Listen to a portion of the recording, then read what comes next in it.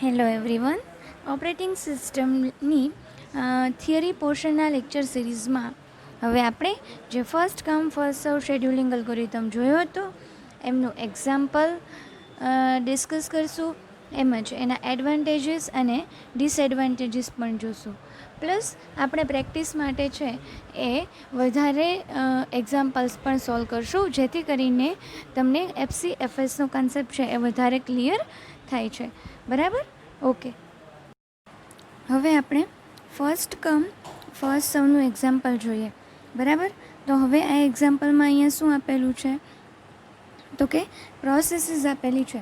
હવે જો એક્ઝામ્પલમાં કેલ્ક્યુલેશન આવે છે, બરાબર, એ કેલ્ક્યુલેશન છે એ કરવામાં ખાસ ધ્યાન રાખજો. એની પહેલાં છે એનું એક્ઝામ્પલ વ્યવસ્થિત સમજવું ખાસ જરૂરી છે. ઓકે. ટોટલ કેટલી પ્રોસેસ આપેલી છે તો કે P0, કેટલી પ્રોસેસ છે તો કે P0, P1, P2, P3. બરાબર? P0 ક્યારે આવે છે? હવે જો અહીંયા કીધું છે આપણને કે દરેકે દરેક જે વેલ્યુઝ છે ટાઈમની વેલ્યુ એને મિલી સેકન્ડ્સમાં કન્સિડર કરવાની છે. બરાબર?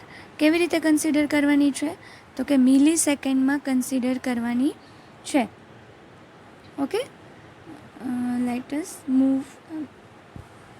ઓકે, મિલી સેકન્ડમાં કન્સિડર કરશું આપણે. બરાબર છે?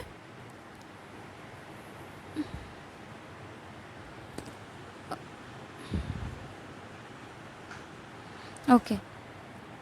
નાવ મિલી સેકન્ડમાં કન્સિડર કરવાની છે તો P0 ક્યારે આવે છે? 0 મિલી સેકન્ડે. P1 ક્યારે આવે છે તો કે 1 મિલી સેકન્ડે P1 આવે છે.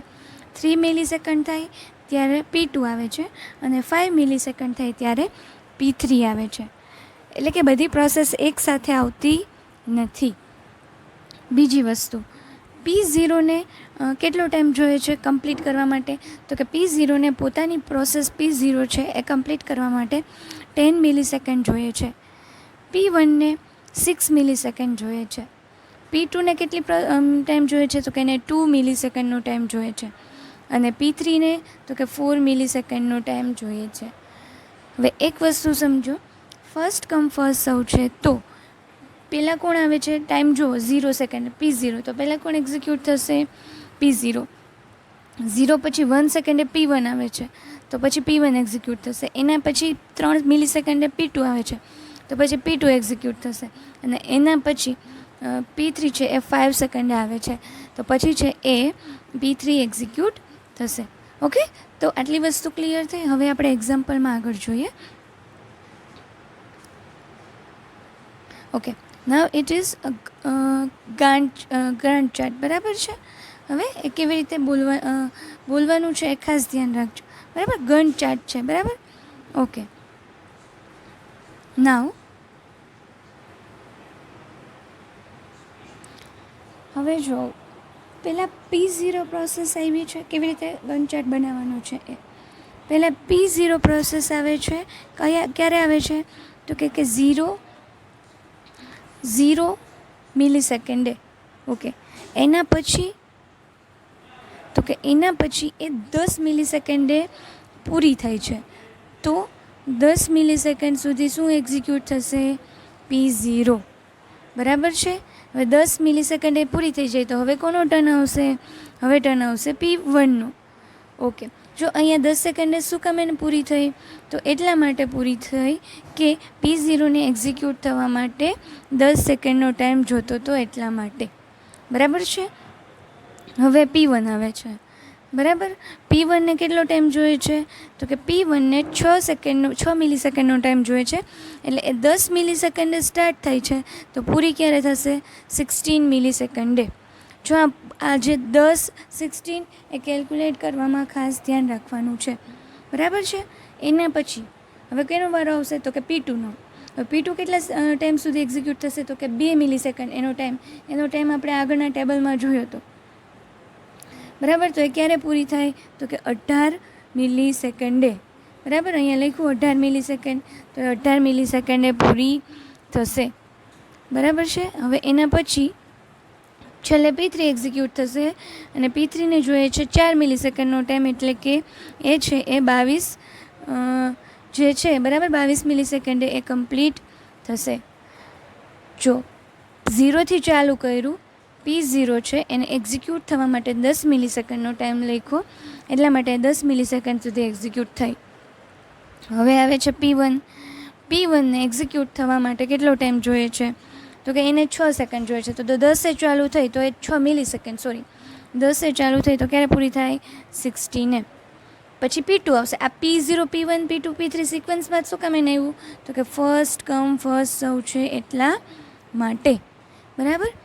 પછી P2, તો P2 2 મિલી સેકન્ડ એટલે 16થી 18, બરાબર. અને પછી P3 તો એ 18થી 22. તો એ 16 પછી 18 શું કામ એને લખ્યું? તો કે આપણને જે અહીંયા ટેબલ આપેલું હતું, ફરીથી ટેબલ જોઈએ. ઓકે, જે ટેબલ આપેલું હતું એ ટેબલમાં અહીંયા મેન્શન કરેલું છે કે P0ને 10 મિલી સેકન્ડ જોશે, P1ને 6 મિલી સેકન્ડ જોશે, P2ને 2 મિલી સેકન્ડ જોશે, P3ને 4 મિલી સેકન્ડ જોશે. એટલા માટે આપણે આજે અહીંયા ચાર્ટ બનાવ્યો છે, ગન ચાર્ટ, બરાબર. એમાં એવી રીતે મેન્શન કર્યું કે P0 0 to 10, પછી P1 10 to 16, પછી P2 16 to 18, પછી P3 18 to 22. જો ગન ચાર્ટ બનાવતા આવડી જશે, બરાબર, તો આના પછીનું જે કેલ્ક્યુલેશન છે એ બહુ ઇઝી થઈ જશે, બરાબર. પણ એના માટે પહેલાં આ જે આખું છે એ તમને વ્યવસ્થિત રીતે બનાવતા આવડવું જોઈએ. આના ઉપર જ પાછળનું બધું કેલ્ક્યુલેશન છે. So initially process P0 is present and it is allowed to run. Initially કઈ પ્રોસેસ પ્રેઝન્ટ હશે? તો કે P0, બરાબર. એના પછી but when P0 completes all other processes are present. 10 second થઈ છે તો પહેલાં તો 10 સેકન્ડ જતી રહી, પછી દરેક પ્રોસેસીસ છે P1, P2 અને P3 એ અવેલેબલ હતી જ, બરાબર. આપણે જોયું તો કે અલગ અલગ ટાઈમે આવે છે, પણ 10 સેકન્ડ પછી તો એ બધી પ્રોસેસ છે આવી ગઈ હતી, એટલે પછી છે બધી પ્રોસેસ પ્રેઝન્ટ થઈ જશે. So next process from ready queue is selected and allowed it to run till it completes. એટલે પછી કઈ પ્રોસેસ સિલેક્ટ થશે? તો કે પછી છે એ P1 સિલેક્ટ થશે. This process is repeated till all processes complete their execution. જ્યાં સુધી દરેક પ્રોસેસનો ટર્ન ન આવી જાય ત્યાં સુધી આ પ્રોસિજર છે એ રિપીટ થશે, બરાબર છે. હવે આ છે ફર્સ્ટ કમ ફર્સ્ટ સર્વનું આખું ટેબલ, કે આ બધું કેલ્ક્યુલેશન છે. આપણે જે પરફોર્મન્સ ક્રાઇટેરિયા જોયા હતા, બરાબર, એ પરફોર્મન્સ ક્રાઇટેરિયા ઉપર આ આખું ટેબલ છે એ ક્રિએટ કર્યું છે. કેવી રીતે કર્યું છે એ સમજશે. ઓકે, પહેલાં તો આ વસ્તુ તો તમને આપેલી જ હશે. પ્રોસેસ કેટલી છે? તો કે 4, P0, P1, P2, P3. એનો અરાઇવલ ટાઈમ તો કે T0, 0, 1, 2, 3, એટલે 0 મિલી સેકન્ડે આવે છે. P1 1 મિલી સેકન્ડે, P2 3 મિલી સેકન્ડે અને P3 5 મિલી સેકન્ડે. ઓકે, કમ્પ્લીશન ટાઈમ T, એટલે કે એ પ્રોસેસને પૂરી થવા માટે P0ને 10 મિલી સેકન્ડ, P1ને 6, P2ને 2 અને P3ને 4 મિલી સેકન્ડ જેટલો ટાઈમ લાગશે. ફિનિશ ટાઈમ ક્યાંથી લીધો છે? બરાબર, જો અહીંયા ફિનિશ ટાઈમ લખ્યું છે, ફિનિશ ટાઈમ ક્યાંથી લીધો છે?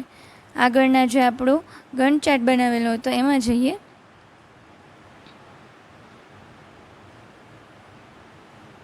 Okay, here it is. P0 ક્યારે પૂરી થઈ છે? તો કે P0 10 મિલી સેકન્ડે પૂરી થઈ. P1 તો કે 16, P2 તો કે 18, P3 તો કે 22. આ વેલ્યુ પરથી આપણે જે કમ્પ્લીશન ટાઈમ છે એ લખેલો છે, બરાબર. એટલે ટેબલમાં ખાસ ધ્યાન રાખજો, વેલ્યુ છે એ ગન ચાર્ટમાંથી આપણે લીધી છે, બરાબર. તો P0 10 મિલી સેકન્ડ, P1 છે એ ક્યારે કમ્પ્લીટ થઈ હતી? તો કે 16, P2 છે 18, P3 છે 22. આ વેલ્યુ ક્યાંથી લીધી છે? જે ગન ચાર્ટ ક્રિએટ કર્યો હતો એમાંથી, બરાબર છે. હવે પરફોર્મન્સ ક્રાઇટેરિયા જોયા હતા ત્યારે આપણે ટર્ન અરાઉન્ડ ટાઈમની ડેફિનેશન પણ સમજી હતી, પ્લસ એનું ફોર્મ્યુલા પણ સમજ્યું હતું. So turn around time is equal to finish time minus arrival time. એટલે કે એકચ્યુઅલી એ પ્રોસેસને કમ્પ્લીટ થતાં કેટલો ટાઈમ લાગે છે. એ પ્રોસેસ 0 સેકન્ડે આવી ગઈ હતી અને પૂરી ક્યારે થઈ તો કે 10 મિલી સેકન્ડે. તો એને ટોટલ ટાઈમ લાગ્યો 10 મિલી સેકન્ડ. પ્રોસેસ P1 છે એ 1 મિલી સેકન્ડે આવી ગઈ હતી રેડી ક્યુમાં, પણ એ પૂરી થઈ 16 મિલી સેકન્ડે. જો શું જોવાનું? Finish time. તો એને એકચ્યુઅલમાં ફિનિશ કરતાં છે 15 મિલી સેકન્ડનો ટાઈમ લાગ્યો. એના પછી બરાબર P2 છે. P2 ક્યારે આવી તો કે 3 મિલી સેકન્ડે આવી હતી. પૂરી એકચ્યુઅલમાં ક્યારે થઈ તો કે એનો ફિનિશ ટાઈમ કેટલો છે? 18 મિલી સેકન્ડ. તો 18 - 3 એટલે કેટલા આવશે? 15. તો એનો ટર્ન અરાઉન્ડ ટાઈમ થશે 15નો. બરાબર, એટલે કે જો ટર્ન અરાઉન્ડ ટાઈમ શું ઇન્ડિકેટ કરે છે કે પ્રોસેસ એકવાર રેડીમાં આવી ગઈ, રેડી ક્યુમાં, એટલે એ તો રેડી છે એક્ઝિક્યુટ થવા માટે, પણ એને CPU મળતું નથી. જો એને CPU નથી મળતો તો થોડીક વાર વેઇટ કરશે, વેઇટ કર્યા પછી એને CPU મળશે, CPU મળ્યા પછી એક્ઝિક્યુટ થશે અને છેલ્લે પૂરી થશે. તો એ આવી ત્યાંથી પૂરી થઈ એ જે આખો ટાઈમ છે એને કહેવાય ટર્ન અરાઉન્ડ ટાઈમ. એટલે ટર્ન અરાઉન્ડ ટાઈમ એટલે આપણે શું કીધું? Finish time minus arrival time. અને લાસ્ટ P3 પ્રોસેસ છે. એ P3 પ્રોસેસ ક્યારે આવે છે તો કે P3 પ્રોસેસ છે એ 5 મિલી સેકન્ડે આવે છે અને પૂરી ક્યારે થાય છે તો કે 22 મિલી સેકન્ડે. 22 - 5 = 17. તો એનો ટર્ન અરાઉન્ડ ટાઈમ થશે 17 મિલી સેકન્ડ. બરાબર, આપણે ઓલરેડી પરફોર્મન્સ ક્રાઇટેરિયામાં ડિસ્કસ કર્યું હતું. એના પછી છે વેઇટિંગ ટાઈમ. બરાબર, તો વેઇટિંગ ટાઈમમાં શું થાય છે? વેઇટિંગ ટાઈમ એટલે કે શું? રેડી ક્યુમાં આવી ગઈ પણ એને CPUમાં જવા માટે વેઇટ કરવો પડશે. So waiting time is equal to, અહીંયા ફોર્મ્યુલા આપેલો છે, turn around time minus completion time. હવે જુઓ, turn around time process P0 માટે 10, એનો કમ્પ્લીશન ટાઈમ એટલે કે એને એક્ઝિક્યુટ થવા માટે કેટલો લાગે છે? 10. તો 10 - 10 = 0. બરાબર. Okay, I will show you with different color. So 10 - 10 = 0. Okay, so process P1 no waiting time કેટલો થશે તો કે એનો ટર્ન અરાઉન્ડ ટાઈમ કેટલો છે તો કે 15. એનો કમ્પ્લીશન ટાઈમ કેટલો છે? એનો કમ્પ્લીશન ટાઈમ કેટલો છે? 6. તો એને કેટલી મિલી સેકન્ડ વેઇટ કરવો પડે તો કે 15 - 6 = 9. એના પછી પ્રોસેસ P2 છે. P2 નો વેઇટિંગ ટાઈમ, એનો ટર્ન અરાઉન્ડ ટાઈમ કેટલો છે? એનો ટર્ન અરાઉન્ડ ટાઈમ તો કે 15. એનો કમ્પ્લીશન ટાઈમ કેટલો છે તો કે 2. તો 15 - 2 = 13. તો વેઇટિંગ ટાઈમ કેટલો આવશે? 13. પછી P3 છે. P3 નો વેઇટિંગ ટાઈમ, એનો turn around time minus completion time. તો એનો ટર્ન અરાઉન્ડ ટાઈમ કેટલો છે? 17. અને એ કમ્પ્લીટ ક્યારે થશે તો કે 4. તો 17 - 4 = 13.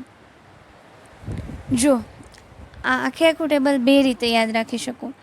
એક તો તમે ગન્ટ ચાર્ટ ઉપરથી બનાવો અને યાદ રાખો, અથવા તો આમ ફોર્મ્યુલા યાદ રાખો. Turn around time = finish time minus arrival time and waiting time turn around time minus completion time. આ બે ફોર્મ્યુલા યાદ હશે, બરાબર, તો જ છે એ તમે શું કરી શકશો? આ વસ્તુ છે એ તમે ક્રિએટ કરી શકશો. આ ટેબલ છે મોસ્ટ MP છે અને એક્ઝામિનેશનમાં પૂછાય છે. ઓકે, હવે એવરેજ કેલ્ક્યુલેટ કરી છે. એવરેજમાં શું કર્યું છે? 4/4નો સરવાળો ડિવાઇડેડ બાય 4 પ્રોસેસ છે એટલા માટે. So average turn around time is equal to 10 + 15 + 15 + 17, બરાબર, divide by 4. So is equal to 57 divide by 4 is equal to 14.25 microsecond. And average waiting time is equal to 0 + 9 + 13 + 13. Already અહીંયા આપણે calculate કરી લીધું છે. Divide by 4 is equal to 35 divide by 4 is equal to 8.75 microsecond. So in examination there will be question like that, write short note on first come first serve, or there will be example to calculate average turnaround time and average waiting time.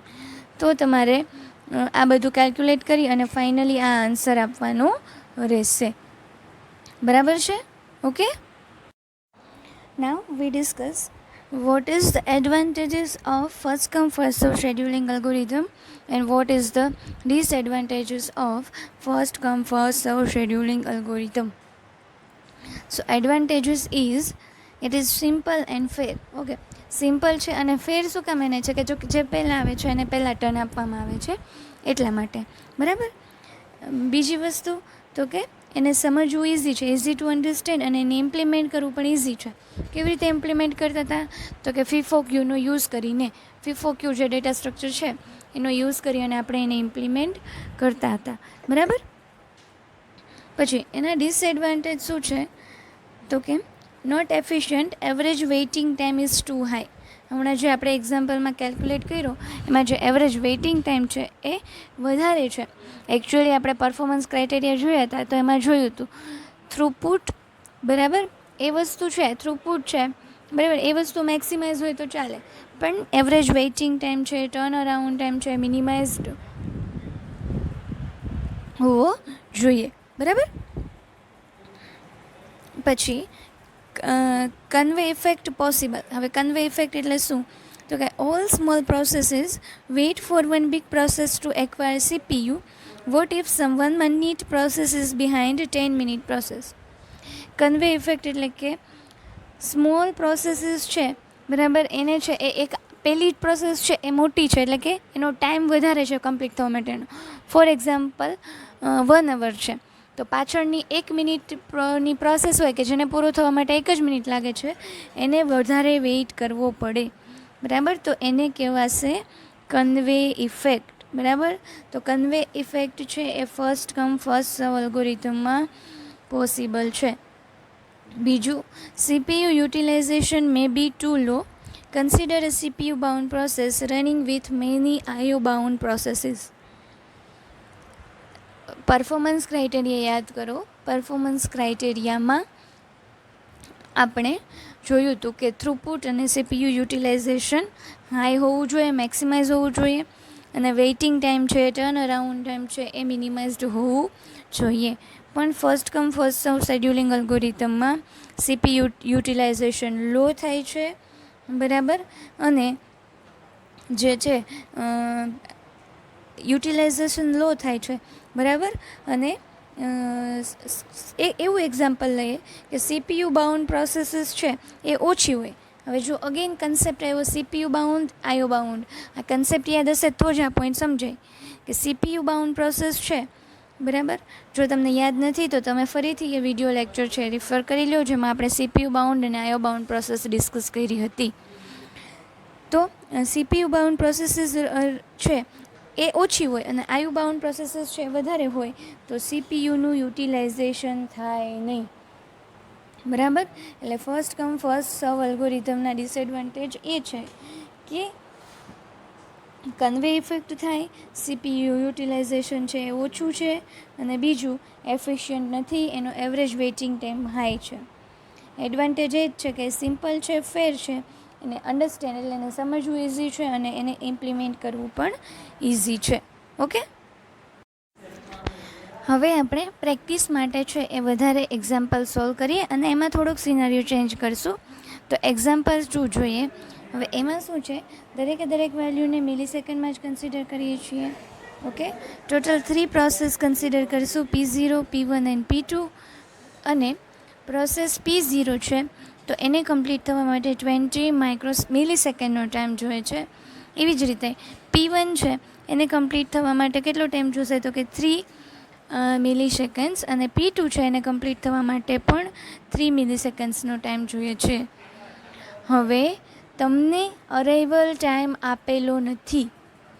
જો arrival time નથી આપેલો એનો મતલબ એ છે કે બધી process, જેટલી પણ પ્રોસેસ આપેલી છે એ દરેકે દરેક પ્રોસેસ સેમ ટાઈમે, બરાબર, સેમ ટાઈમે છે એ રેડી ક્યુમાં આવી ગઈ છે.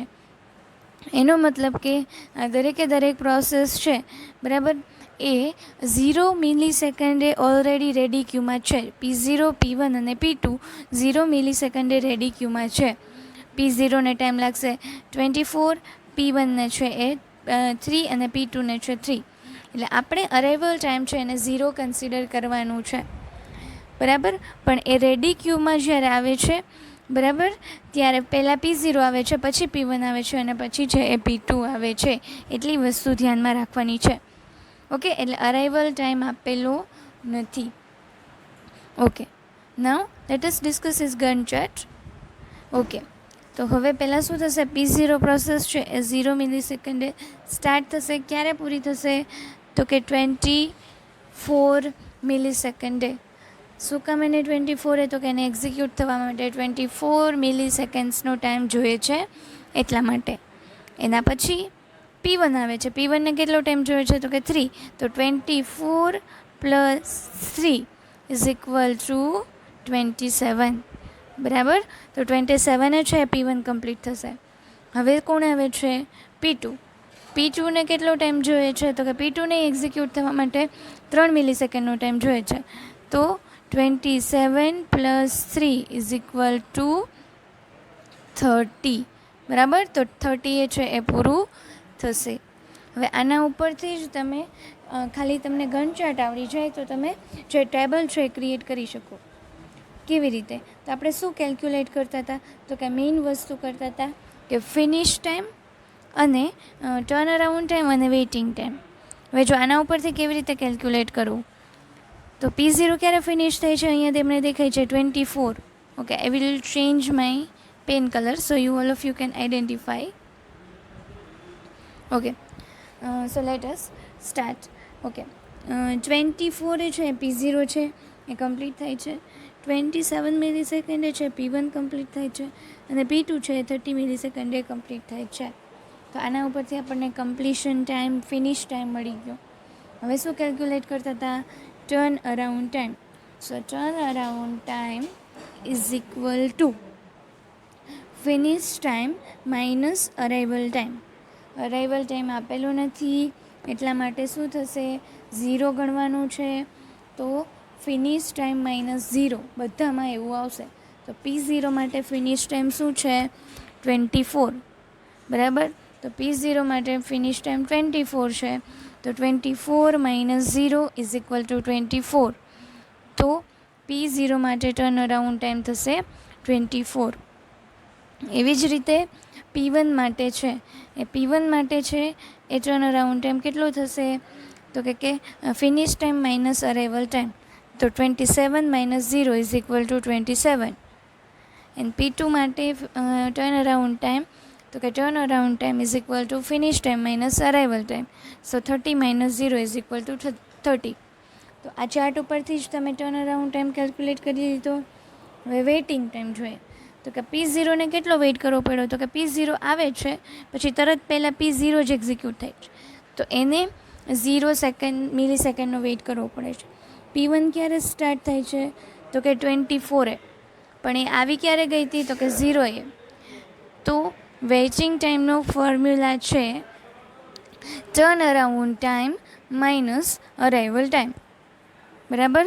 તો શું થશે 24 માઇનસ 0 તો વેઇટ કરવો પડશે 24નો અને P2 એ વેઇટ કરવો પડશે 27 માઇનસ 0 એટલે કે 27નો બરાબર. એટલે આ તમે એક વસ્તુ તમને આ ગન ચાર્ટ વ્યવસ્થિત આવડી જાય તો તમે ઇઝીલી છે એ દરેકે દરેક વસ્તુ turn around time, waiting time છે એ કેલ્ક્યુલેટ કરી શકશો બરાબર. Okay, so here it is the main table. Total કેટલી પ્રોસેસ છે 3, P0, P1, P2. Arrival time આપેલો નથી તો તમે શું કન્સિડર કરશો 0, 0, 0, 0. કમ્પ્લીશન ટાઈમ આપણે આગળના ચાર્ટ ઉપરથી ખબર પડી કેટલો છે તો કે એને આગળના ટેબલ ઉપર આપણને કમ્પ્લીશન ટાઈમ આપેલો છે. P0ને કમ્પ્લીટ થવા માટે 24 મિલી સેકન્ડ, P1ને 3, P2ને 3. ફિનિશ ટાઈમ એટલે કે એકચ્યુઅલમાં છે P0 ક્યારે પૂરી થઈ હતી તો કે 24 મિલી સેકન્ડે, P1 તો કે 27 મિલી સેકન્ડે એ કમ્પ્લીટ થઈ હતી. P2 છે એ 30 મિલી સેકન્ડે કમ્પ્લીટ થઈ હતી. આ વસ્તુ આપણને ક્યાંથી મળશે? જો આપણે આગળ ગન ચાર્ટ ડ્રો કર્યો ત્યાંથી આપણને આ વસ્તુ મળશે. બરાબર છે. હવે ટર્ન અરાઉન્ડ ટાઈમ. બરાબર, તો ટર્ન અરાઉન્ડ ટાઈમ શું કહે છે? Finish time minus arrival time. Finish time શું છે? તો કે 24, 27, 30. Arrival time 0, 0, 0. So 24 minus 0, 27 minus 0 and 30 minus 0. બરાબર, તો જ્યારે ખાસ વાત યાદ રાખજો, જ્યારે અરાઇવલ ટાઈમ ના આપેલો હોય એટલે કે દરેક પ્રોસેસ છે સેમ ટાઈમે આવે છે. બરાબર, તો દરેક પ્રોસેસ સેમ ટાઈમે આવે છે એનો મતલબ કે અરાઇવલ ટાઈમ 0 છે, તો ફિનિશ ટાઈમ અને ટર્ન અરાઉન્ડ ટાઈમ છે એ બે ઇક્વલ હશે.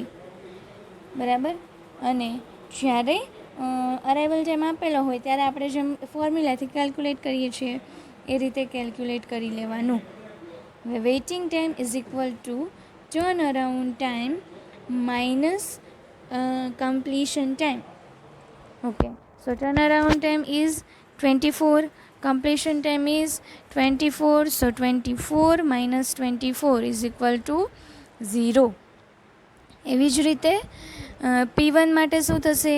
ટર્ન અરાઉન્ડ ટાઈમ 27, એનો કમ્પ્લીશન ટાઈમ છે 3, તો 27 minus 3 is equal to 24. તો P1 માટે વેઇટિંગ ટાઈમ થશે 24. P2 માટે વેઇટિંગ ટાઈમ તો કે ટર્ન અરાઉન્ડ ટાઈમ કેટલો? 30, કમ્પ્લીશન ટાઈમ કેટલો છે? 3, તો 30 minus 3 is equal to 27. તો વેઇટિંગ ટાઈમ થયો 0, 24 ને 27. બરાબર છે. તો હવે આપણે એનું એવરેજ કેવી રીતે કેલ્ક્યુલેટ કરશું? તો કે average turn around time is equal to 24 plus 27 plus 30 divide by 3 is equal to 17 millisecond. એવી જ રીતે એવરેજ વેઇટિંગ ટાઈમ 0 પ્લસ અહીંયા 0 આવશે,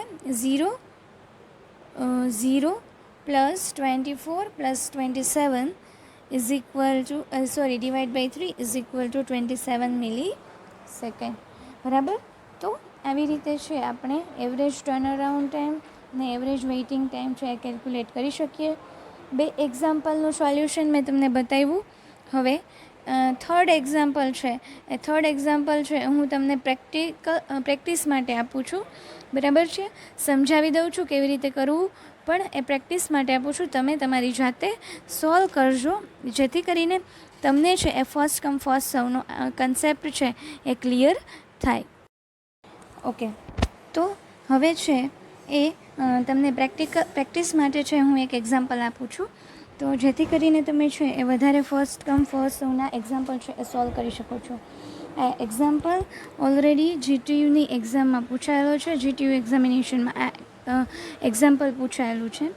એન્ડ એક્ઝામ્પલમાં એવી રીતે મેન્શન કરેલું હોય કે find out average waiting time and average turn around time using this table or using this information.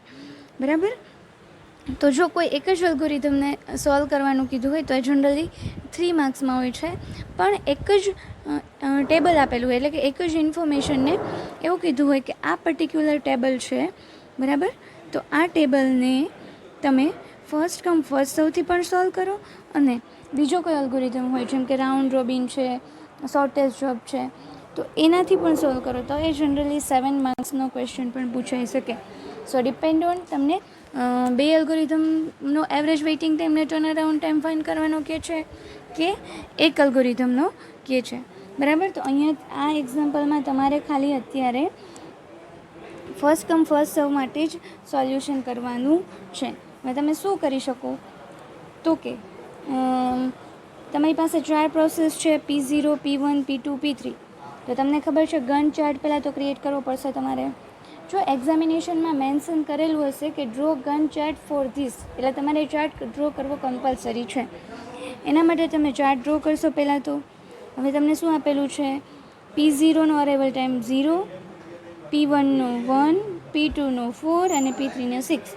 તો ફર્સ્ટ કમ ફર્સ્ટ સર્વ છે, તો P0 પહેલાં એક્ઝિક્યુટ થશે કેમ કે પહેલાં એવી, પછી P1 થશે, પછી P2 થશે અને પછી P3 થશે. એવી રીતે સિક્વન્સમાં જશે P0, P1, P2 અને P3, કેમ કે પહેલાં P0 0 મિલીસેકન્ડે આવી ગઈ છે એટલે. પછી કમ્પ્લીશન ટાઈમ, તો P0ને કેટલો જોશે તો કે 8. તો P0નો જો તમે ગન ચાર્ટ ક્રિએટ કરશો એમાં ક્યાંથી ક્યાં સુધી આવશે તો કે P0 0 to 8. પછી P1 છે એ 8 + 4 એટલે ક્યાં કમ્પ્લીટ થશે એ હવે તમારે સોલ્વ કરવાનું છે. એ જે વેલ્યુ આવે +6, એ જે વેલ્યુ આવે +2, એવી રીતે તમારો ગન ચાર્ટ ક્રિએટ થશે. એ ગન ચાર્ટ ક્રિએટ થઈ જાય પછી તમારે જો આખું ટેબલ ડ્રો કરી લો તો એ ટેબલમાં તમે વેલ્યુ મૂકી દો. એવરેજ ટર્ન અરાઉન્ડ ટાઈમ અને વેઇટિંગ ટાઈમ ફાઇન્ડ કરવા માટે પહેલાં તમે ટર્ન અરાઉન્ડ ટાઈમ ફાઇન્ડ કરશો. તો ટર્ન અરાઉન્ડ ટાઈમ માટે શું ફોર્મ્યુલા છે? Turn around time is equal to finish time minus arrival time.